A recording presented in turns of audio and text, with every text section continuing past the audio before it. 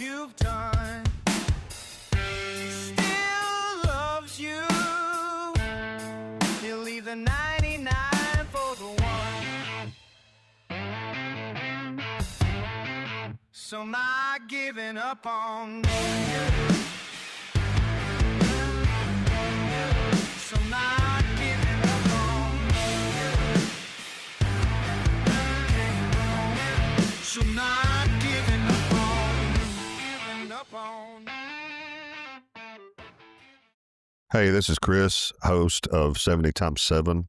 And we're here with Mr. Nick. He joined South Coast Recovery about 8 months ago and has been going to South Coast Church for about 9 months. How you doing, Nick? I'm good. How are you? Doing well. So tell us a little bit about yourself. Well, my name's Nick Minier, born and raised Mobile, lived here all my life. Sorry. Nah, I mean it's not the terrible place to grow up, but The more you travel, the better it gets. it does. Yeah. It does for sure. I've been fortunate enough to travel and see a lot of things, and got to experience a lot of different things. So I feel like I've lived a good life. Yeah. Well, I feel like I'm interviewing Elvis, so this is going to be a lot of fun. Thank you. Thank you very much. There you go. So you've heard the show so far. You kind of know where it goes from here. So we'll just dive right into your childhood and just tell us your story, brother. All right. Like I said, I was born in Mobile at a young age. I remember I was never really in church a lot, I guess. I remember being 3 or 4. My grandmother would come get me on Sundays and take me to church with her. That lasted for probably a year or better. And then her mother got sick and she pretty much started taking care of her. So then I didn't go to church again for years until I was in high school. Started taking care of your grandma? My grandma started taking care of her mother, my great-grandmother. Can you explain that situation? My great-grandfather had passed away, and my great-grandmother was in her early 90s, so she needed help, you know, and my grandmother and grandfather basically took her in and helped her along and everything, so they wasn't going to church like they were, and I guess I get more of my spiritual background from them, from that side of the family, more or less. Right. My great grandfather, he would sit in his car every day with the Bible and read it. That's all he did all day long. In front of you? Not in front of me. Okay. I was real young when he passed. You just heard that that's what... Just stories from uncles and my dad and stuff like that. Yeah. He was real religious, believed in God. So how did that rubbed off on you at all? I think a little bit. I think my grandmother is the one that wanted me to be in church. What denomination was it, if you don't mind me asking? It was like Pentecostal. Pentecostal, that's what I did. I went to church a lot with my grandparents. They would take me to Sims Church of God, actually, which was one, you know what I said? Yeah, so they would take me there, and that was a little small church, and so I was in church all the time. Not really for the right reasons.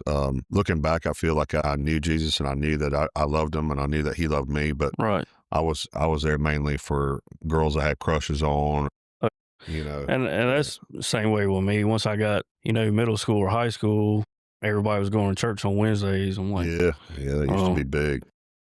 What's that about? So I started going. I hadn't been in church since I was a little kid, and like you said, just going to church for the wrong reasons, going to talk to girls, hang out with friends, and, But hey, seeds were being planted, looking back, even though I wasn't there for the right reasons, it was sinking into the subliminal.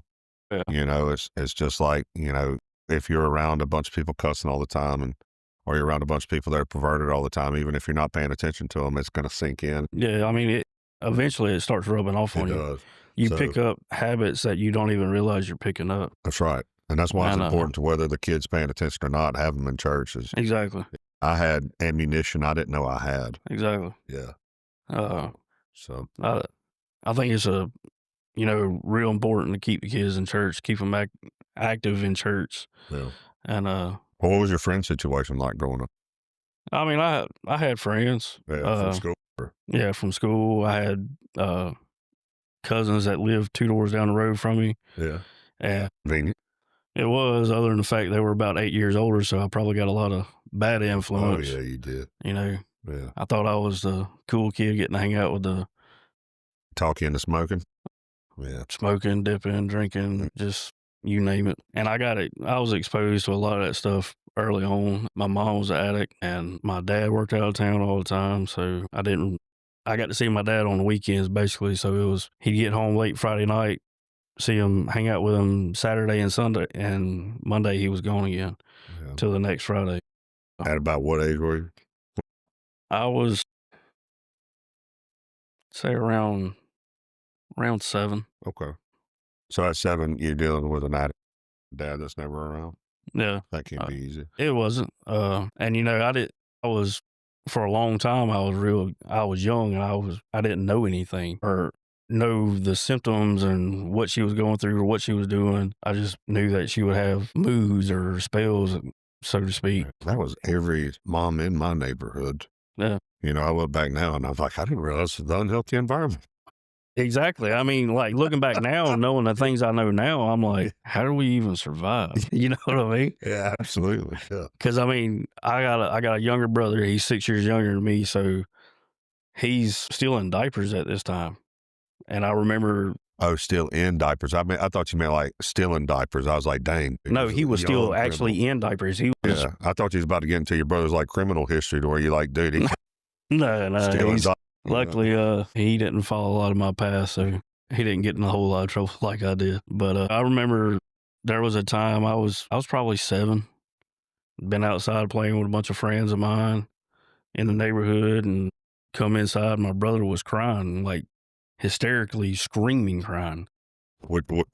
Or young? My younger brother. And the diaper thief. Yeah. Well, what had happened? He had pooped in his diaper, and he was trying to wake my mom up to change it, and she was, you know, fast. Yeah. I mean, she had smoked weed, drank something, and she was passed out. She was almost like in a coma. That's pitiful. And what'd you do? Cleaned him up, changed him, got him clean. 7. Well, good job stepping up at 7 years old, man. But that's a lot to have to do at that age. Yeah. Well, I mean, it is. Yeah. It's a different world, and from then I started seeing signs of things like when, like I would know she was being high or something like that. So I knew to start preparing myself. Just actions and the way she acted about things. Just felt like it wasn't. Yeah, like you could tell something was off from her normal self. So I started picking up on things at a young age, learning like if she's acting like this, something's going to happen. So I need to stay here at the house so I can make sure he's okay. And so a lot of my childhood was, you know, trying to make sure my brother was okay. Okay. And any contact with your dad at all? I know he worked a lot, but he did. I mean, like I said, he come home usually Friday evenings. Yeah. And from Friday to Sunday, my mom was straight. He didn't know. So this all was the just stuff that she was from him. Yeah. Oh man. He didn't know the situation that was going on while he was going at work. And you just didn't feel comfortable enough to tell him? Well, I really didn't know what to say. I didn't know whether I was supposed to say something or, you know, I really didn't know. And, yeah. You know, and then a year or so later, it started getting worse. My brother started getting a little bit older. So, you know, instead of going and playing with my friends to make sure he was safe, I would stay home and I would, you know, interact with him and play with him as a kid. And, I remember she would be on something, you know, high or whatever, most likely.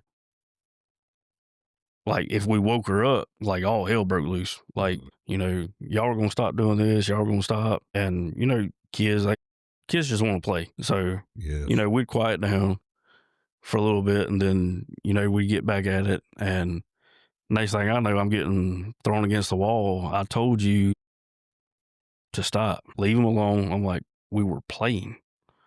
Well, then it started with that and then it started progressing worse. Like I started getting beatings for not stopping playing with my brother. Still on the same Yeah, I was around 8 or 9, and still at this point, my dad didn't know nothing. Like, I felt like I was getting in trouble for not listening or not doing what I was told to Thought it do. was- Right. I thought I was being punished for my actions, not just trying to play with my brother. That's right. And so I never said nothing to my dad. And my grandpa, my dad's dad, he knew because he used to come by our house all the time. He had a garden in the back, and he would go out there and mess around in the garden, planting squash. And Looking back, do you think he did that just to check in? part of me does. He never interfered, but part of me feels like God put him there to make sure nothing went too far and to where nothing bad ever really happened to me and my brother as far as, getting killed or anything of that nature. A lot of trauma. I mean, I learned at a young age to fight. Yeah. And I fought all my life. Yeah. And he wouldn't tell my dad. He was scared of what my dad would do because my dad didn't know. None of this was going on for a long time. And I was probably, I want to say I was like 10. And So he didn't know that she was an addict. well, he knew her before they got married, that she would smoke weed and stuff like that, and they drank. But He didn't know it. not to the extent of what it had become. Yeah. Well, that's you open doors when you do that kind of stuff. Oh, yeah. I've talked about that. It's just that was the enemy working through your mom now. Yeah. You didn't know that then, and I blocked out some stuff that I saw growing up, not knowing, what I was dealing with too. So we can relate Right. Yeah. that. But just it's while you're young and having a good time, it can be dangerous then too. I mean, it's just, man, keep going. I don't want to derail you on your. No, you're good. But I was around 10 or 11 years old. I kind of got to the point where I'd had enough because my brother had got a little bit older. So then it got to the point where she was taking her anger out on him. And I was sitting there, I'm like, this ain't right. She shouldn't be beating on us like this and all this kind of stuff. So I started stepping in, protecting him. If she was going to beat somebody, it was going to be me. I was making sure he was safe. So I took a lot of abuse at a young age. Were you talking to anybody about it or just keeping it to yourself? I was keeping it to myself. I learned at a young age how to build a wall, and I felt like I built a wall so strong nobody could break it down. Yeah. Well, plus too, I mean, you tell somebody and it gets back, you're going to be at home with the person when it gets back to them, and you know that'll be bad. Yeah. That, and what you said, that was one of my biggest fears for a long time. I'm like, well, if I say something and they approach her about it, she's going to act like I'm crazy. And then when we get home alone, all hell's going to break loose. Oh, yeah. So I didn't say nothing for a long time. And it just happened to be a day she didn't know when my dad was coming home. It was on a Friday.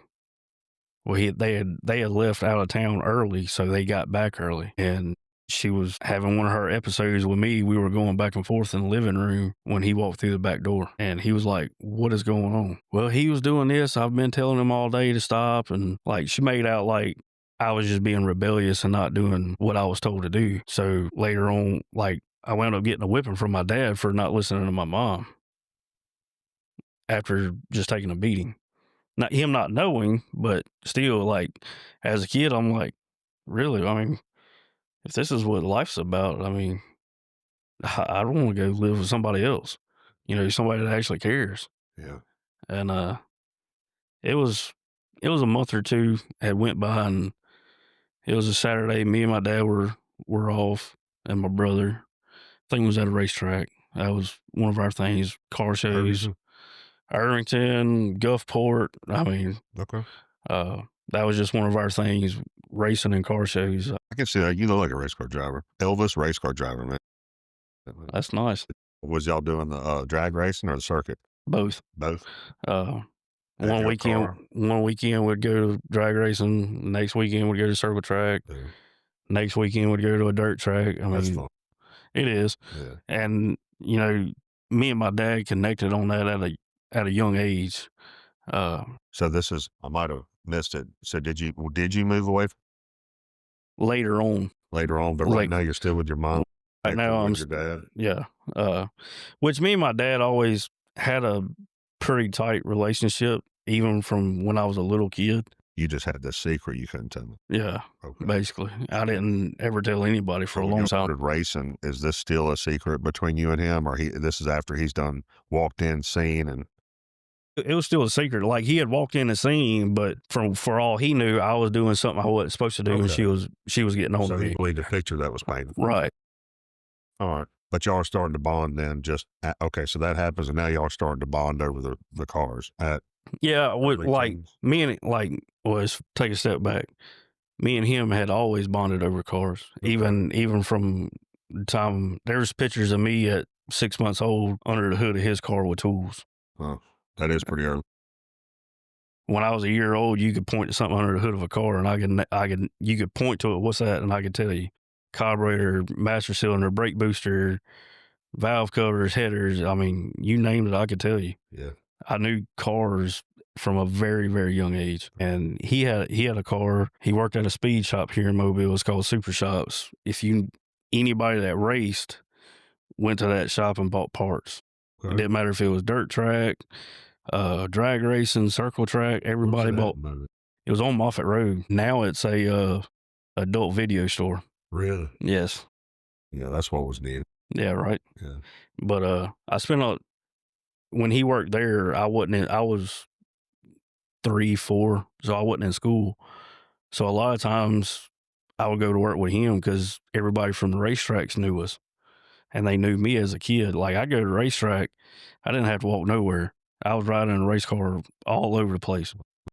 My dad would have to walk from the starting grid or the pits all the way up to the track, and I would jump in a car with somebody and they'd ride me. So, I mean, I've rode race cars, been in race cars out all my life. That was your escape. That's always been my escape until I'd say my early teens. And then by that time, my mom and dad had split because I'd finally told them one night, I'm like, look, that day you walked in and she was hitting me and all that stuff. He's like, yeah. He said, you did something wrong. I said, no, I didn't. I said, me and Alex were playing. And she come unglued. He said, for playing, y'all did something. I'm like, I'm telling you, we were playing. And she just lost her mind, freaked out. Too loud for her liking. Yeah. I mean, later on in life, once I got to be a teenager or whatever, and it started, Well, I don't want to. How did your dad react to that? He thought I was lying at first. And first thing he did the next day was he went and talked to his dad. It was my grandpa that was always in his garden, knowing everything was going on. And my grandpa told him, he said, look, he said, I'm going to tell you something. He said, and it stays right here. You better not act on it. Yeah. He said, this has been going on for years. My dad was like, what do you mean it's been going on for years? He said, it's been going on for years. He said, all the times I was in that garden, I could hear everything that was going on in that house. He said, why didn't you ever do anything? He's like, I'm a grandfather. Was it going to look like a grandfather going to tell my grandkid's mother how to raise them? She's not going to listen to me. So I was there to make sure nothing bad happened or it didn't ever go too far. And my dad was like, why didn't you ever tell me? He said, because you go to prison, the boys would lose their dad. But he believed, he knew it was true then. He knew. And like I said earlier, he knew she done drugs, smoked weed, drank all the time, stuff like that before me and my brother were born. So it wasn't a shocker. She had always had a drug addiction, even from an early age. But well, what did he do after he found out? How did the dynamic shift? That's what he ended it immediately, or did he come talk to you? Or they didn't end it immediately. What it led up to them fighting a lot. Him not going out of town as much to try to stay home and see what was going on, and more or less led to to them fighting a lot more than anything. It got bad quite a few nights. Cops were called several nights. I remember one night, phone was ringing, and I was probably 10 or 11. I didn't answer the phone because I was always told, don't play with the phone. Okay, I won't answer the phone. Well, the phone kept ringing and nobody answered. And at this time, if the police called to do a call check and you didn't answer the phone, they automatically dispatched 2 cars. Well, phone kept ringing and never would answer, and they finally stopped. About 20 minutes later, there's a knock at the door. I go and open the door, and there's 2 Pritchard cops sitting there. Like, where's your parents? I'm like, they're in the back of the house. You need to go get them. So I went and got my mom and dad. I'm like, hey, look, the cops are here. I don't know what for, but the cops are here. Well, later on, I found out that the next door neighbor had heard them hollering and screaming at each other and called the cops. And the cops were calling the house to make sure everything was okay. And since nobody answered the phone, they dispatched 2 cars. And one cop had my dad at one side of the house, another cop had my mom at the other end of the house. And I remember being where my mom was at because I knew from at this time I had done learn from drug use and stuff like that. I started learning that she lied a lot.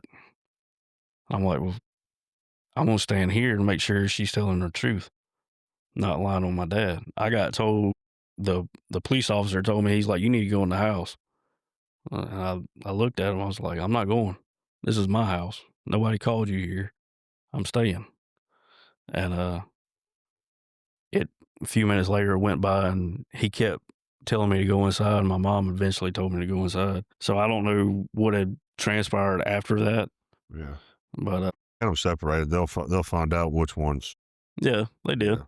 Yeah. And luckily nobody went to jail.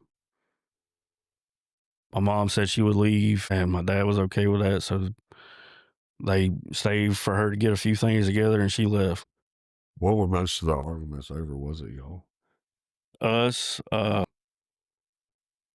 Him working out of town, he was sending money home for her to keep the bills paid, and he would get home and like the water would be cut off or the power would be cut off. He's like, I've been sending you money home. She's like, well, something come up and I had to use the money for this or use the money for that.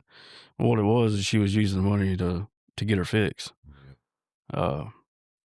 He had bought some land, and he was sending her the money home to pay on the land, and he wound up losing the land because she just quit paying the note. A lot of it was money and him starting to see a picture getting painted of that she was lying, saying it was just me and my brother acting out and stuff like that. He started putting 2 and 2 together and started realizing.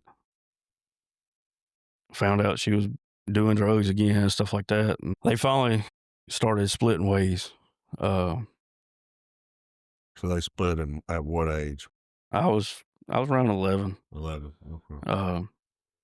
And with him, she didn't have nowhere to go. She wound up going basically couch surfing for a while, and then she finally got an apartment. But my dad worked out of town so much that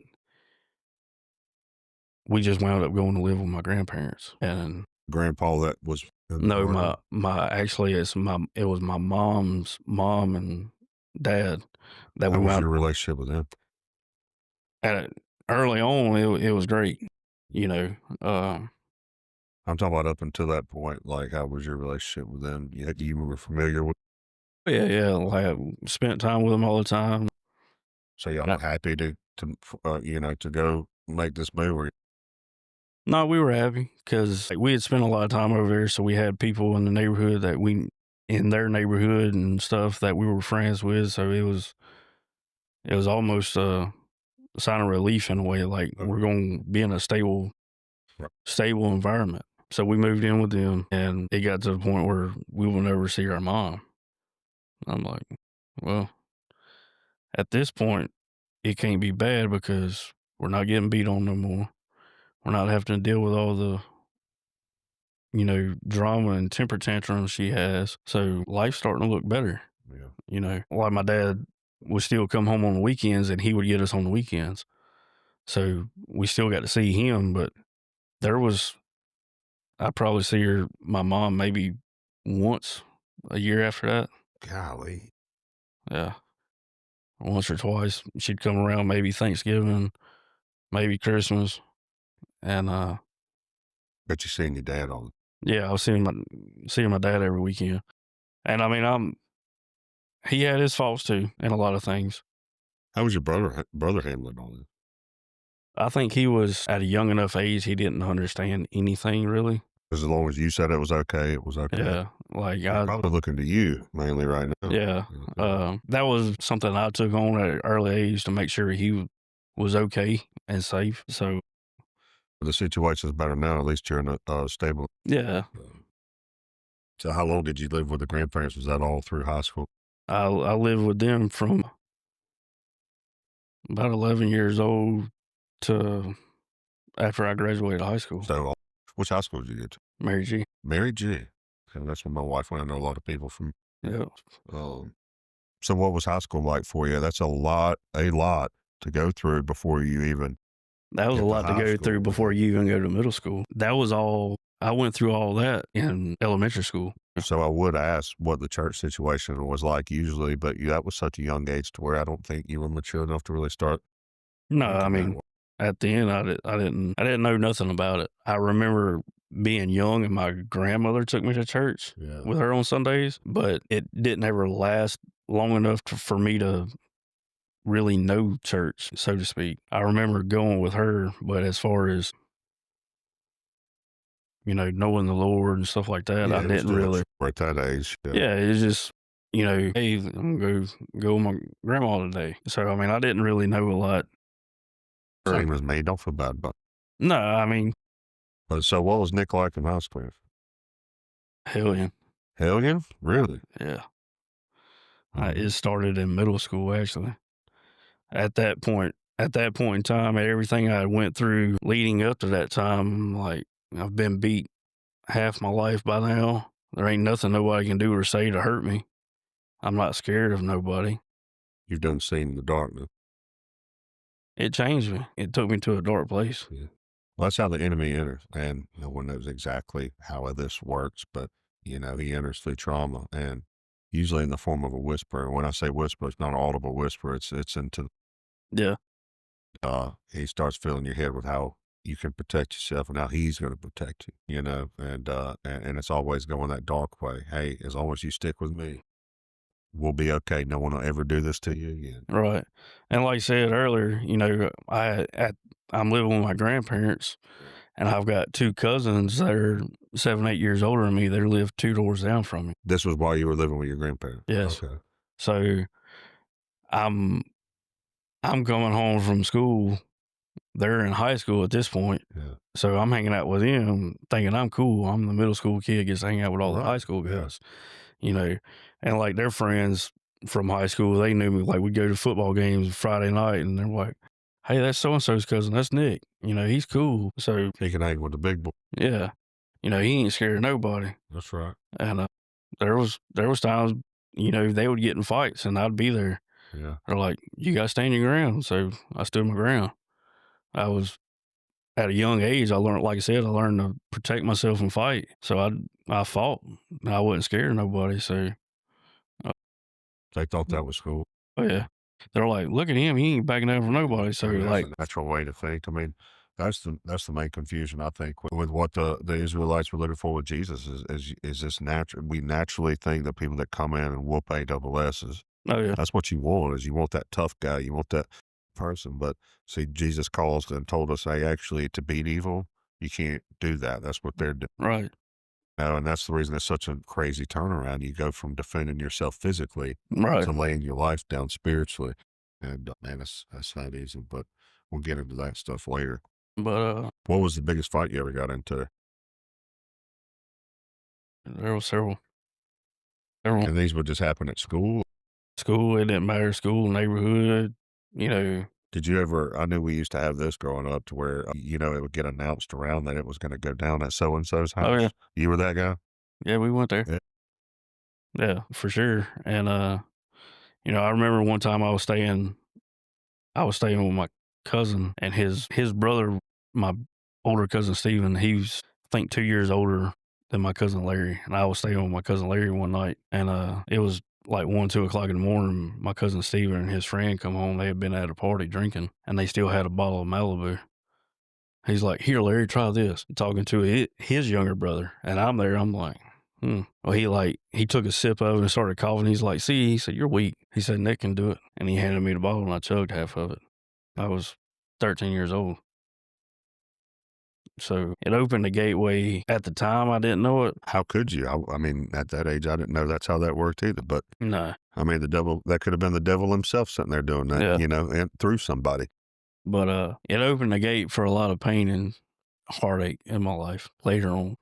You can go ahead and dive into that too, if you want to. I mean, unless you have something else in mind. No. High school, I mean, pretty much the same. Drinking got a lot worse though, because I was older at this time. Between me and other friends having vehicles to take us places. Yeah, house parties, fights. I think we all experienced a little bit of that, or most of the people I knew, I did. Yeah. But without you losing your train of thought, what I saw you connecting it there. What did it lead to? Your heavy drinking and It made me, in a way, I started relating it with the pain, I guess, from my, as a fix. yeah. Okay. So I started using it as a crutch, and I did for a long time. All through high school, drank every weekend. I mean, I was known in high school for keeping a bottle of Crown in the console of my truck at school. Mm-hmm. I'd pull up in the mornings drinking. Yeah. And I mean, that for somebody 17, 18 years old, that ain't. No. That's starting a dark path for somebody at a young age. Well, and I'm going to ask you this too, because not a lot of people think about this. I know I've made a couple of cracks about you looking like a singer, but I'm guessing you're listening to outlaw whiskey music. Absolutely. Yeah. And it's crazy how people don't even think about how the enemy reinforces your mentality around you. Not only has he abused you as a child, but he's brought the people into your lives to make you feel like that's what you have to do to fit in. Yeah. And now he's got you listening to the music that's going to reinforce what you're doing is okay. Well, yeah, you start listening to music and you start relating to songs. It makes you feel like you start taking pride in the sin. It's like a bad thing. This is what I have to do. This is what they're singing about. This is life. Yeah. This is what it's about. I mean, like I said, it is appealing. You see an outlaw or a cowboy walk in, he takes a shot of whiskey and then he goes and does a drug. That's naturally appealing to a dude. Yeah, it so is. It's not hard to pull us in that direction. Like without the Holy Spirit, like we're goners. Like we're there. We're that. Because Jesus is the one that's gentle. It's not like me. You know what I mean? Like I played football. I could tap into that if I wanted to, but now I run. Yeah. But at the same time, it's just I felt like the need to ask that because a lot of people just don't think about that. It's like, well, if you're struggling with stuff, and usually you don't see it when you're being circled. And that's the reason, like, the older I got, and I finally read the Bible for myself after I hit my rock bottom. And, man, it just blew me away how applicable it was to the situation. Yeah. It blew me away. Oh, yeah. No one ever told me the Bible can tell you exactly what's wrong with you, diagnose it, and tell you how to get out of it. Nobody told me that. I just looked at it as stories. But when you start looking at it for answers and you see like, well, let's get over the whole can I drink or can I not drink? Like, let's get over that. Like, who gives a crap? This is life or death, heaven or hell. Like, let's get over the fact sorry you can't get tipsy. We're talking about eternity. Yeah. You know what I mean? Like, let's just take a break for a second. And the reason the Bible tells you that is not necessarily to say, hey, sorry, party over or no more fun for you. It's saying that like, hey, the enemy's doing something around you. And I suggest you put that down so you start noticing what he's doing. Yeah. And I never looked at it that way of like, hey, he prowls around like a roaring lion. I never thought about like, and then you start connecting the dots like National Geographic. Oh, well, that means he separated one from the herd, and now he's coming in for the kill because this is a baby. This is someone that don't know the right spiritual life. And I'm not talking about like physical age. I'm talking about spiritual age. This is a baby. This is one that he knows a little bit about Jesus, but not enough yet to be with the rest of them. So if I get him now, if I circle him, if I can keep him intoxicated, he'll never see that I'm destroying him the whole time. And I mean, like you said, I mean, I didn't know God. Yeah. So I didn't feel like anything I was doing was bad. Right. I mean, if we go back a few years back, You like Waylon Jennings, didn't you? Waylon Jennings. Hank Williams I knew Jr. it. Yeah. I mean, but you listen to them, you listen to their songs, and you see what they did and stuff like that. I mean, from my perspective, I thought they were cool. Well, I looked up to them. world's eyes, they are very cool. I mean, they are. When you choose that side, it's as cool as it gets. It's just there's another side. And where my dad's dad is from, him and Hank Sr. were almost next door neighbors. Well, that's super cool. So like it kind of trickled down the line from my grandpa to me. And then at that time, I'm running around, being wild and crazy, drinking, doing drugs, and that's their music. And watching, things on TV. I never looked at that as like all eye gates and ear gates. So like, hey, whatever you're intaking is just reinforcing what you're doing. There was one thought that kind of like shook me and made me start looking at it differently is when I started thinking, I can't remember if someone asked or if the Holy Spirit put it on my heart, but it was either a thought or someone said, hey, if it's when you raise your hand in a church and sing songs to yourself, if that's worship there, what do you think it is outside of there? And I was kind of like, crap. Like, okay, so really there's nothing that separates the two. If you're raising your hand to, I whoop ass and drink beer, you're worshiping. You're reinforcing the sin that you're doing but with your hands in the air about it, And I'm like, man, I just can't do that on Sunday to Jesus and then do it the rest of the week to something else. No, but I didn't mean to get off. No, you good. But I mean that was my life all through high school. Yeah. Pretty much all of middle school, really, all the way through high school. Into your go-to for pain. So coming out of high school, I'm guessing you're still dealing with a lot from what you went through. Yeah. And so you're drinking every night or just on the weekends or? It started out just on weekends, and by the time I would say almost 20, got to where it was every night. Every night. And to backtrack a little bit, about the time I got to middle school, my grandpa lived with, which was my mom's dad, he started seeing, because he kicked her out at 18 for having dope in the house. He's like, if you're going to live in my house, you're going to live by my rules. That ain't happening in my house. If you want it, you can have it, but you got to get out. How you feel about that? I mean, I heard stories as a kid. I'm like, well, that's kind of harsh. You can kick your own kid out for something. But looking back at it now and going through the things I did with her, I see he had no choice because she had taken it to a whole nother level, like extreme. And I think by the time I got to middle school and started, experimenting with things and stuff like that, he started seeing a pattern in me that he seen in her at an early age. So then me and him started having conflicts with each other. There's probably 2 years me and him wouldn't even sit in the same room together. Wouldn't say more than 5 words to each other. His patterns, some people call it his family demons. Yeah, but this went on for a long time between me and him. And it got worse when I got to high school because I'd come home from, house parties or hanging out in, a dirt pit somewhere, drinking all night long, come home drunk, and I'd wake them up because I'm drunk and stumbling all over the place loud, and it caused fights between me and him. At the time, I'm like, look, I've done been through the abusive life. We're not going to do this again. So I'm going to do what I want to do.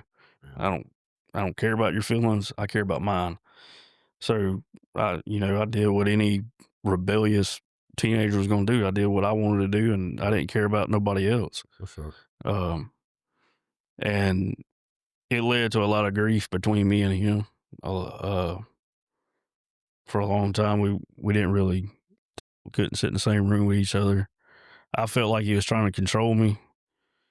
And now that I've gotten older, I look back and I realize he was trying to save me, protect me from going down that road and doing all the bad things, because he had a dark past himself, drinking and stuff like that, getting in bar fights, going to jail, things like that.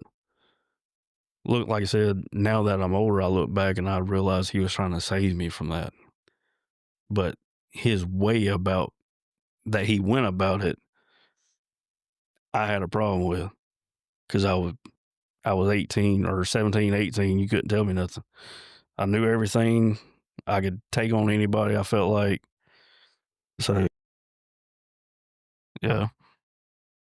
So, well, we'll get out of high school real quick, and just real quick to ask you, so you graduate, about 18 years old, you done been through all this. What's your mental state like? Like, how are you?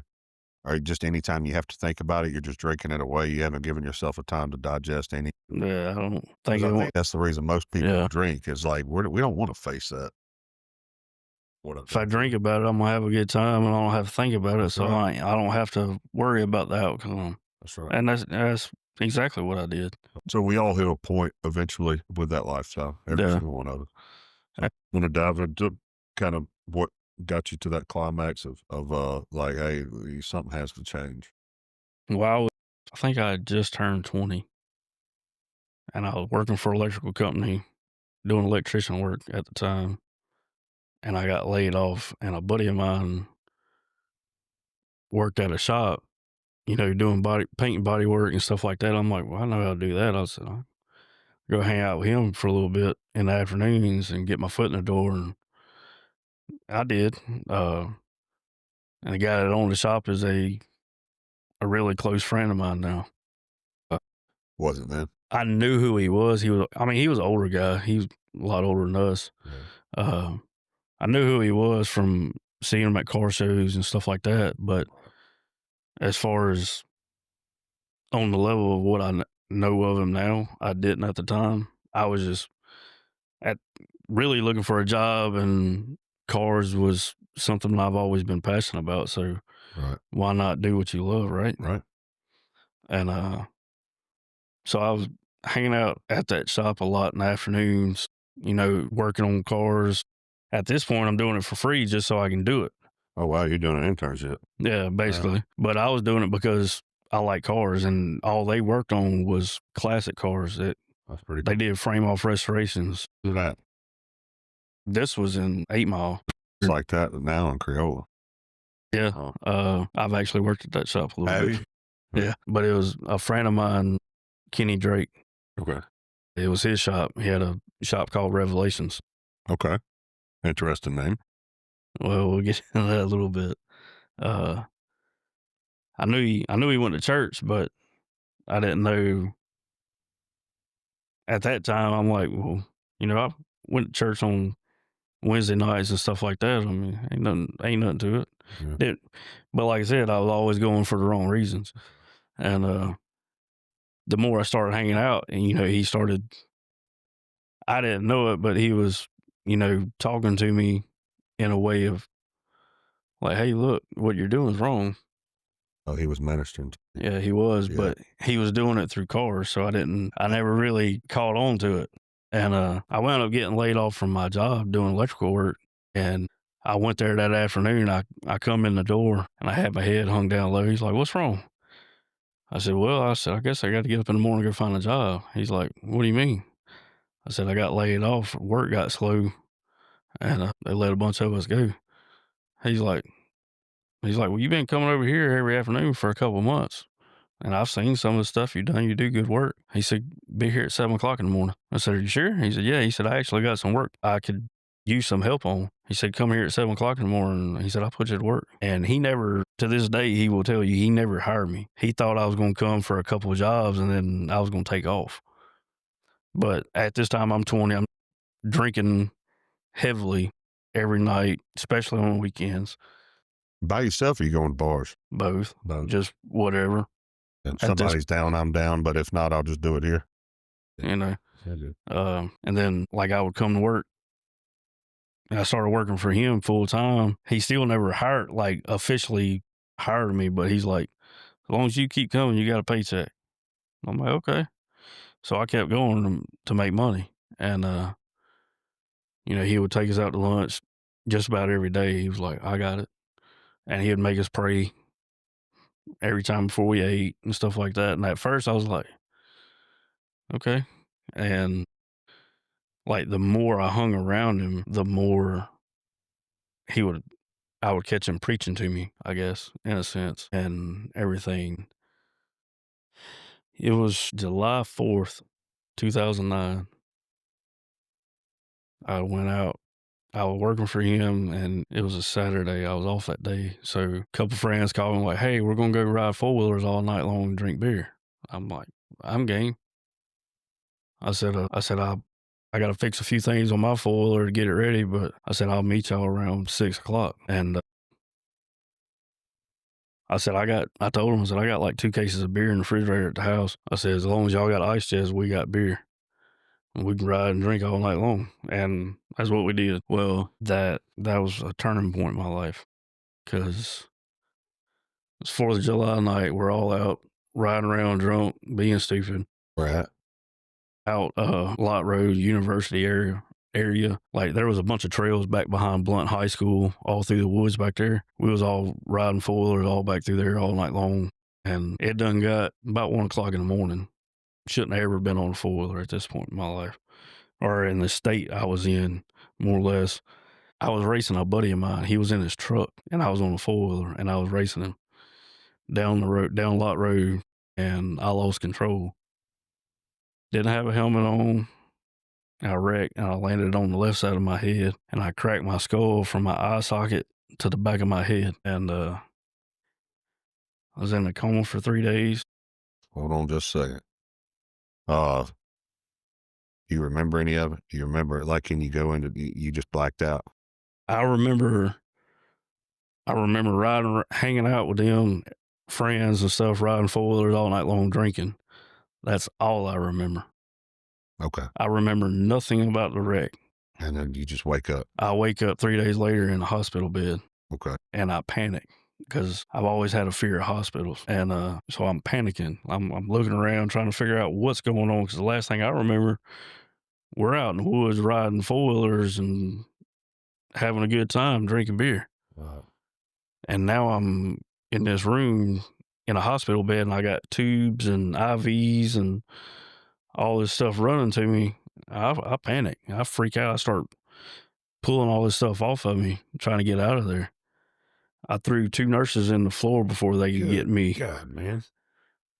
Even now, I don't know how I did it, because it took me. A scene from Avatar. Well, I guess it was adrenaline is the only thing I can think of, because I panicked. Yeah. I was like, I got to get out of here. Yeah. Something's going to happen to me in here. And I thought you was being worked on by Nazis. yeah, like kidneys going to get sold on the black market or something. But they get me back in the bed, and they sedate me, so I calm down. Yeah, they should. I was a madman, but they tied me, they restrained me to the bed, so I couldn't do that anymore. I remember my dad and other family members and stuff like that coming in. And what happened? I'm like, I don't know. I had a wreck. Is what I've been told. I remember riding that night, but I don't know how I wound up here. Which hospital were you at? USA. Okay. How did you get there? Did they tell you? The buddy of mine in his truck, he kept trying to call 911, and his phone wouldn't go through. And I've never known a phone. I always thought if a phone didn't even have service, it would call 911. Right. But his phone would not go through. There just so happened to be a fire department 5 minutes up the road. So he got me off the side of the road to the side of the road so nobody could come down Lot Road and hit me. And he went to the fire department, beating and banging on their doors, waking them up, and told them, like, look, a friend of mine just had an accident down the road. Y'all need paramedics and everything. And that's how I got to the hospital. I had a cracked skull. I had road rash all down my back, my legs, arms. I had a gash across the bridge of my nose that you could stick your finger in. Yeah, I mean, I was rough. I actually still have part of Lot Road stuck in the side of my head. That's not a road you want stuck in you. But it's a reminder. Take airport. I should have had airport. Well, I mean, I've done. You do have it in there? No, that is asphalt. You can actually move it and feel a chunk of it. That's crazy, man. But for whatever reason, they never got it out when I was in the hospital, and it's just there. So Little souvenir. a lot of people are like, why you got a teardrop tattoo? I'm like, I don't have a teardrop tattoo. I promise you. The cross. So, well, the cross is better than a teardrop, I guess. Yeah, it is. One means you murdered somebody, one means you accepted Jesus. But so I spent a total of 5 days in the hospital. Did they have to do surgery or anything on you, or just it was all They- just kind of heal over time? Well, by the second day I was in there, they had told my dad, my grandparents, that they were probably gonna have to go in and cut a plate out of my skull to relieve the pressure off my brain because Okay. it was swelling. Yeah, you said cracked skull. I was like, there ain't no way they just let him walk. No, but they come back like 2 hours later and they said, look, his body has pretty much taken over. It's trying to heal itself. We're not going at this time, we're not going to take that plate out of his head to relieve the pressure because the swelling's already going down on its own. What? The fifth day I walked out of the hospital, not still like, I'm like, well, I just got lucky, you know. And after that, I felt like nothing could touch me. Yeah. I'm like, if I can live through this, That's all. there ain't nothing that can break me down. But it took me 2 weeks to learn how to walk again, and then I think I was out of work for like a month total, I believe, if I remember right. Now, is this still working for the paycheck guy? So no more paychecks. He let me come back to work. No, I'm talking about like during your. Yeah. So I mean, if I wasn't at work, I wasn't making a paycheck. Yeah. So I went a month without working, trying to learn how to walk again. That just adds anxiety to the whole situation. So I was just kind of curious if your money was being taken care of, or if you were also having to think about what am I going to do. With all that happening, my grandparents, they're like, look, we know you live on your own, or you and your friend live together, but come back until you heal all the way. Where's your dad? Where's your mom? My mom I hadn't heard from in years. I'm 20, so I believe I was 13, 14 the last time I had talked to my mom. Okay. So from 13, 14 to 20, No, I didn't even know where she was at. but She was alive. Eyes, right? Yeah. I still talk to my dad. Did he come to the hospital? Oh, he did. He got a phone call about 3 o'clock in the morning. Bet that was a sickening one. Him and my grandparents, both. So you thought you got lucky, huh? I thought I did. I mean, I felt like I had cheated death. Well, yeah. And I did. Yeah. But I didn't know about it. But the guy I was working for, Kenny, he was a preacher. Like a legit. He has a church now. But I was working for him at that time, and him and his wife and a bunch of people were praying that I made it, and I did. Matters.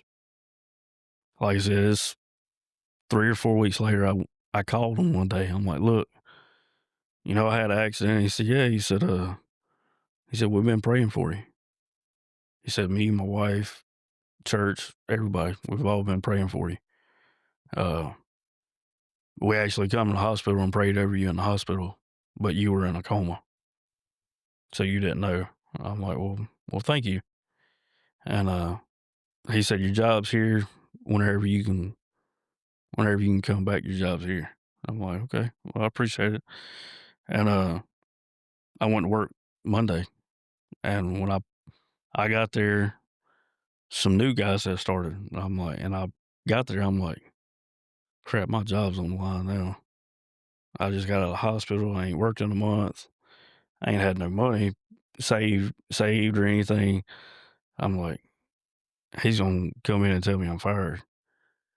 And he got there that morning. He's like, look, me and you need to take a ride. Nope, here it comes. I'm like, I knew it. I'm like, he's gonna tell me to get my stuff and get out. Best of luck and all this kind of stuff. I'm like, okay. I'm like, so we got in the truck. We went down the road. He's like, do you feel any different? I'm like, what do you mean? He's like, do you feel like you made it through that by yourself? I'm like, I mean, I was the only one there, so I kind of felt like it in a way. And he said, I'm gonna tell you something. He said, God's the only reason you made it out of that. And at that point, from that point on, I'm like, we started hanging out a lot more. It got your attention this time. It did. Like I said, we started hanging out a lot more. Even after work, I'll go to his house and, It is crazy real quick, too, before you get into that, how Kenny came into your life and then something like this is allowed to happen. yeah, it is. You had already been being ministered to, and now here you are sitting down and he's got your attention.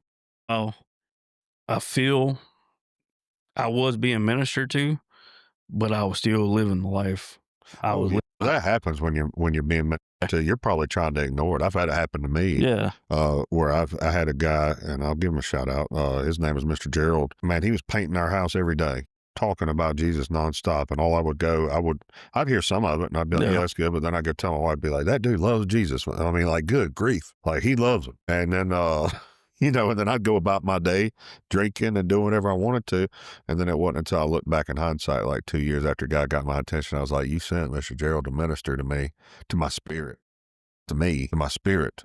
I wasn't listening, but the spirit man was. But he was telling me, he said, we were praying over you, He said, you didn't make it through that by yourself. He said, there's a lot of people praying for you. And God's the one who pulled you through that. And I guess it made me kind of take a step back and start thinking about things. Yeah. He's like, so you coming to church Wednesday? I'm like, yeah. I'm like, I'll be there. And then it got to be where, like, he knew I was trying to do right, but he knew my past was trying to drag me back to what I've always done. And he come to me one Wednesday. He's like, you coming to church tonight? I'm like, I don't know. I might have to just wait till Sunday or something like that. He's like, well, I'll tell you this. He said, if you don't come tonight, you don't get paid Friday. I'm like, what do you mean? He's like, if you don't come to church tonight, I will not pay you Friday. I'm like, I guess I'll be there. I need the money. Drastic. Yeah. And he was serious. If I wouldn't have went to church that night, he wouldn't have paid me Friday. But I mean, I thank him for that. Well, I really do. To someone that's not a believer, that's going to sound weird. It's going to be like, everybody's always quick to defend somebody, that whole self-righteousness part of us. And always like, well, this man should have paid him. He shouldn't have been blah, blah, blah, blah, blah. Anyways, what it sounds like this man was doing was discipling you. Yeah. And it wasn't about the money. It wasn't about the money at all. He was trying to minister to me and bring me to Jesus. Yeah, that's exactly what he was doing. But hey, that's one way to force it. I know people have their problem with what he did there, but I mean, daggum, I bet your butt was at church. I was there Wednesday before everybody got there. I left straight from work and went there. And he pulled up. He's like, did you come straight from the shop? I said, I did. You told me to be here. I wasn't getting paid. I got to have some money. So I'm here. Yeah. He's like, well, you come for the wrong reason, but we'll work on that later. And so I started going to church with him every Wednesday, every Sunday. And on Sundays, after the morning service, he's like, come to the house. He said, I'll cook, we'll eat and everything. And after we ate, like, he had an office that he would go in, and like he had all, Bibles and everything in there. And, he like basically preached one-on-one with me and like show me things like, you're going through this, but if you look at the Bible, it tells you this. That's the season of life you're in right now. He said, just stick with God and he'll pull you through it. That's amazing, man. God did that for you. Absolutely. Yeah. That's crazy to think. And yeah, from where I was at, yeah, absolutely. Yeah. It really is. But I quit drinking after that. Because of the wreck and I ain't gonna lie, it kind of scared me for a minute.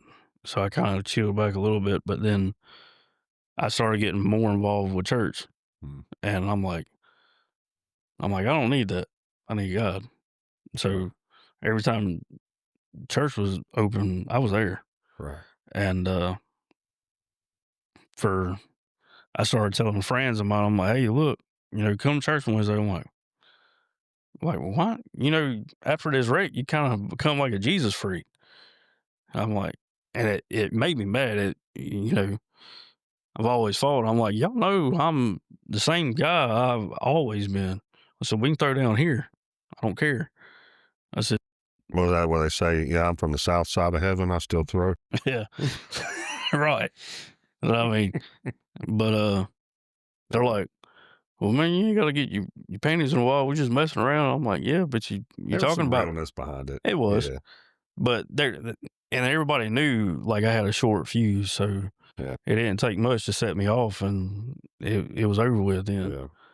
But That's cruelty disguises humor. That's why it's almost like you give yourself an out. You're going to poke at something you know is going to tick somebody off, but you have that I'm just kidding out. yeah, And nah, you knew what you were doing. You just Yeah. knew that if it set me off, that's a way to make me look crazy.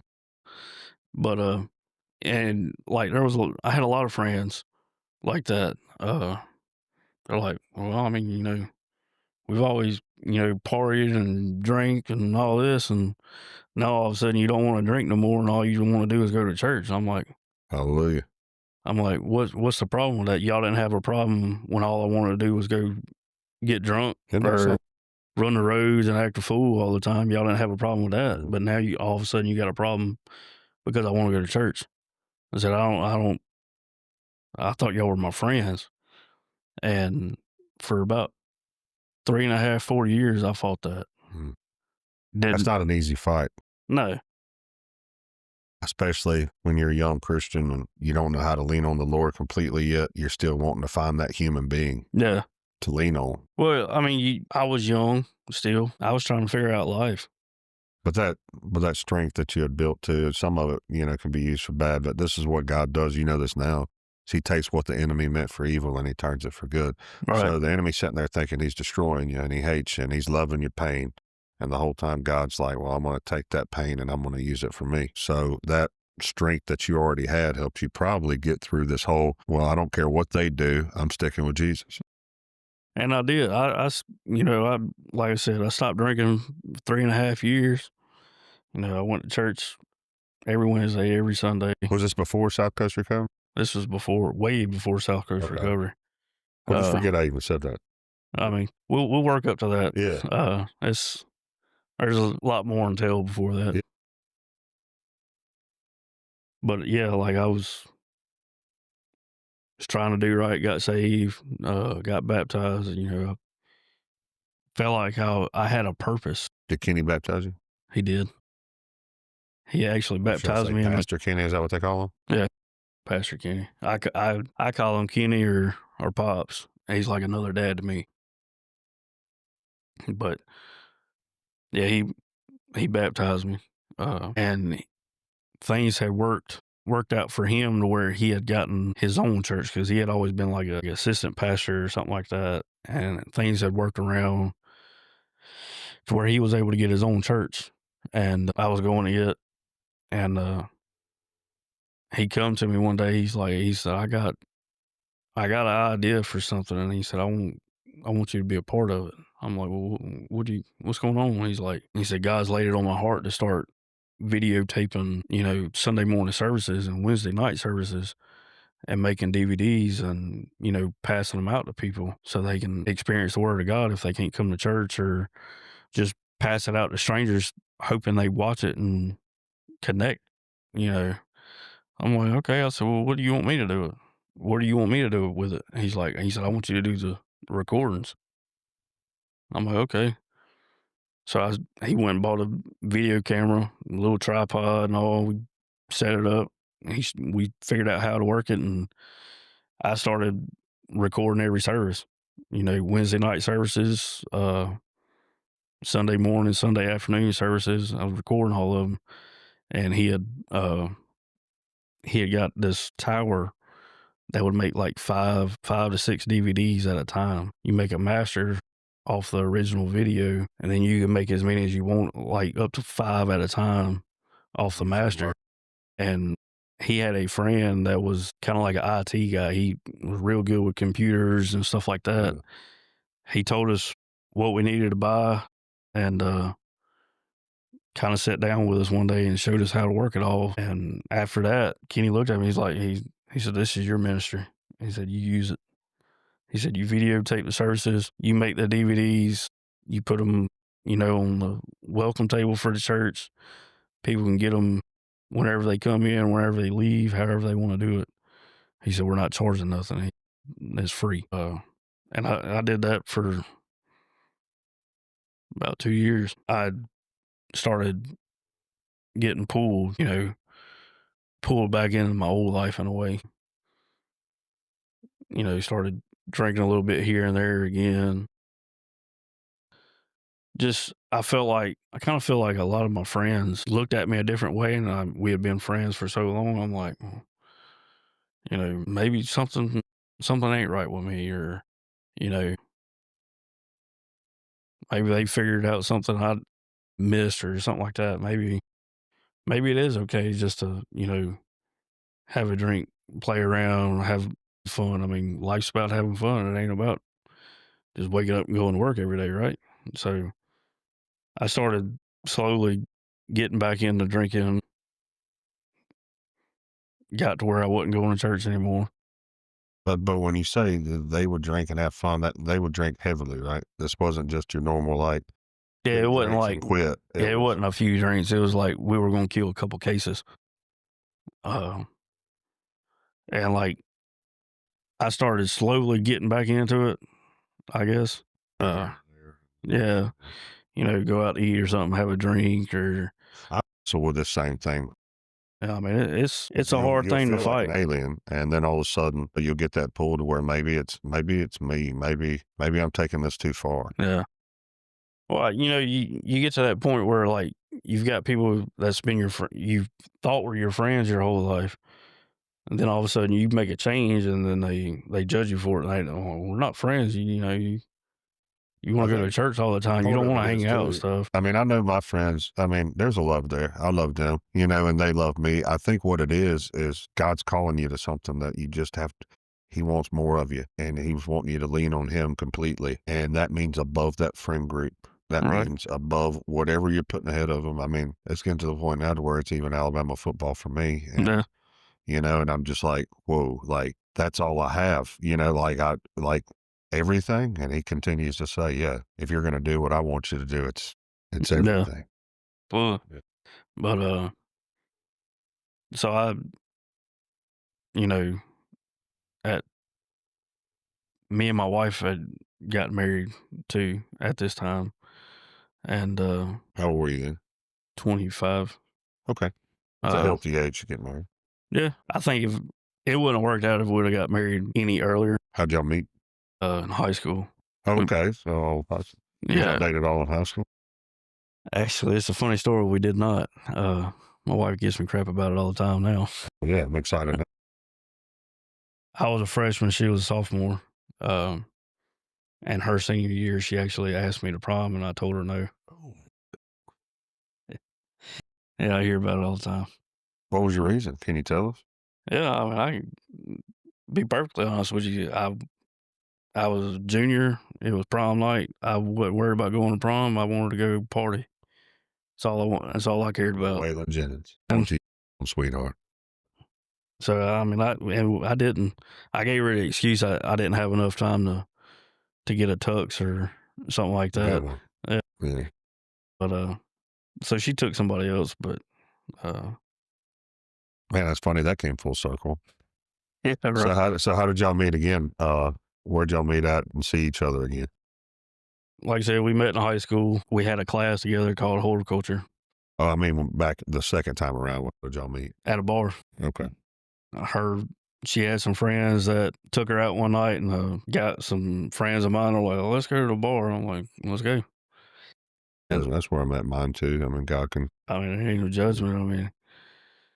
I mean, even though we didn't meet on those terms, he's working on us. But I run into her that night. I'm like, hey, you remember me? And we exchanged phone numbers and stuff. And I was toasted on it. She shouldn't even talk to me, honestly. Not after the prom thing. No. But the next day I woke up and started sober enough, and I was going through my phone. I'm like, who's this? So I text her. She started texting me back, and I'm like, I remember who that is now. And, it started off just small conversations here and there and texting back and forth. And then we started dated on and off for several years. I proposed to her finally. And this is after the baptism, and she was actually going to church with me and stuff and everything. At Kenny's. at Sure. Kenny's church. Okay. She had started going with me and everything, and she had grew up in church. Her mom had her in church. So your friends pulling you back out to drinking, kind of, you met her through that? Well, kind of like she went to be with her friend, and her friend was dating a guy I was friends with, and we Okay, all so just it kind always of kind of worked. run in and each other that night. And like I said, me and her started talking and eventually dating. Very cool. Dated for a long time, and And y'all been married how long now? 13. Week. Lucky number, isn't it? But Me and my wife, it's April 16th will be 10. yeah, and just I mean, being honest with you, she should have divorced me a long time ago And I for think all. that's every guy in the world. Well, I mean, I did a lot of stupid stuff. Yeah, Even so did after we got married, I did stupid stuff. My wife was pregnant with our second kid while I was in the loony bin. There you go. You know, so, Yeah. I mean, like, But I think I've heard that from every guy. Is once you get the right set of goggles on and realize, man, what a rough train wreck you were. yeah, oh You're yeah, just like like, looking back dang. now, I'm like, and even back to going, just taking a step back to like high school days and stuff. I used to tell everybody, I'm like, it don't matter what I do. I said I ain't gonna live past 25 anyway. Dang, that was what you was thinking. Yeah, I mean, back then I'm like, I'm not gonna live to experience life past 25 I because didn't really care about that either, I guess. Do you have kids now? I do. Yes, right. I saw you as a little girl. And so, you know, that was how God got my attention. Yeah, So I'll let you lead up to yours, but I know that's how God got my attention because I didn't really care what happened to me. well, back then, I mean, like I said, I was always fighting, drinking, just acting crazy. So I'm like, well, life I'm living is, it ain't gonna last long. Yeah, doing it. You know, I'm gonna have the fun that I can while I'm here, and then the rest is gonna be whatever. Did drinking cause any problems during y'all's marriage? It has tremendously. Do you want to go into that? Yeah. So we had pretty much quit going to church. Well, y'all did end up quitting going Yeah. to church. Mr. Kenny, how did he react to that? He kind of seen it. There were some things that had transpired at the church through another pastor. Just wasn't of God. And I'm like, well, if this is going on in church, I don't need no part of it. I can do that in the world. So I won't ask details, but it was bad enough for you to be like, that shouldn't be happening. it made me question God. Okay. I'll touch base on it a little bit. It was a woman that hadn't been able to walk in years. It was an elderly woman, hadn't been able to walk in years. The guy was trying to prophesy that she could walk, and she was stumbling. She wasn't walking.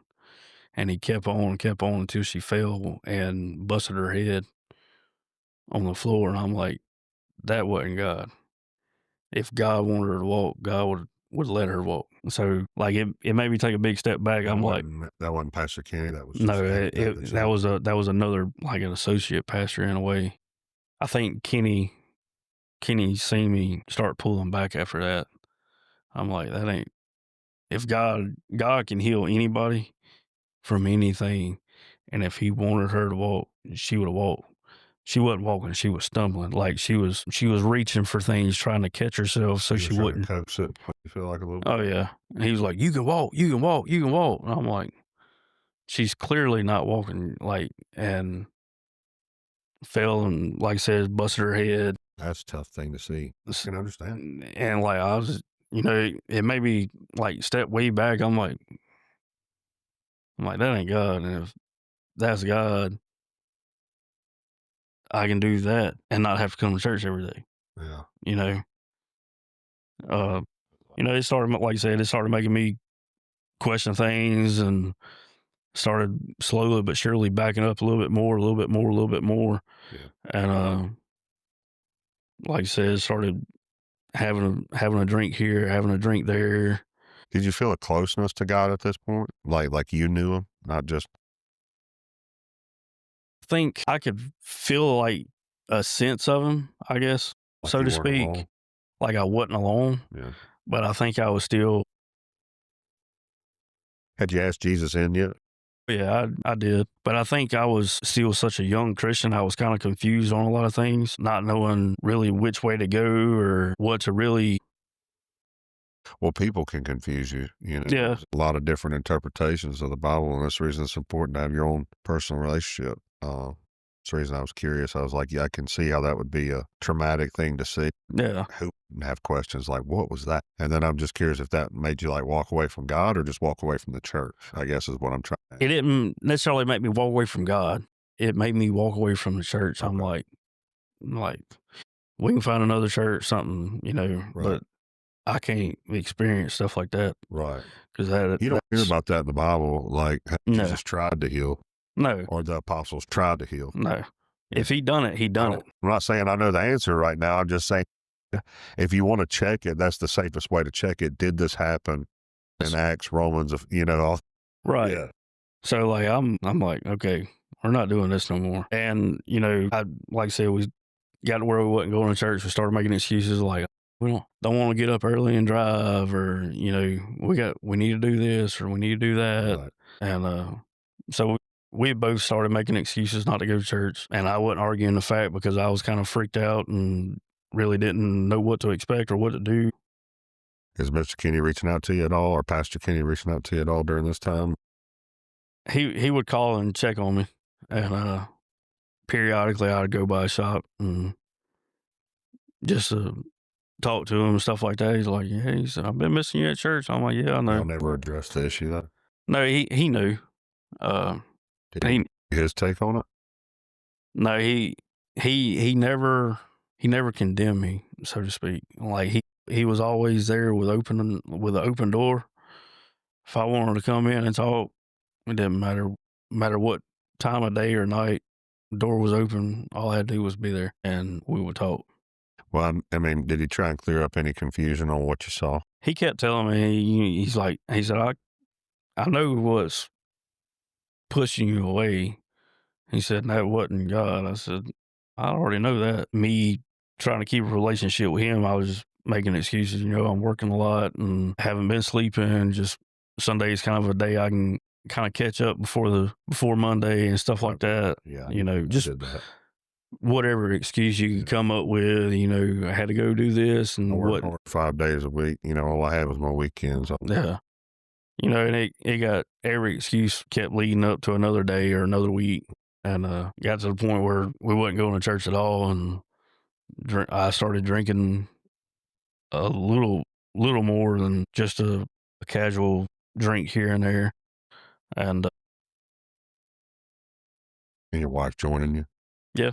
I mean, she would drink wine. Looking back now, I think a lot of it she was drinking just so she could tolerate me because I've always been a hothead, so to speak. Well, and probably drinking for so long, you probably didn't know who you were outside of it. And that's not really fun to hang out with. No. That's like me. I was like, who am I without the substance? Yeah. I'm not as social it wasn't as easy to be social. Right. Because I could see everything for what it was. Yeah. But she had surprised me one day. She said, I got something to tell you. I'm like, what do you got to tell me? She's like, I'm pregnant. And I was happy. Yeah. I'm like, all I've ever wanted is a son. That's all I've ever wanted. I'm like, we're going to have a boy. She's like, it's too early to tell. I'm like, I'm telling you, it's a boy. I'm telling you now, it's going to be a boy. And, months, or every couple of weeks she was going and getting checked out. Everything was going good. I was excited. And we were going to have a gender reveal party. That was so much fun. Yeah. This one wasn't. A little sarcasm in that. Yeah, I don't know if you heard it or not. Yeah. But Yeah. Well, the day before the gender reveal party was going to happen, she went to the doctor to find out the gender, and they couldn't find a heartbeat. Gosh. And how far along is she? 6 months. I bet she panicked.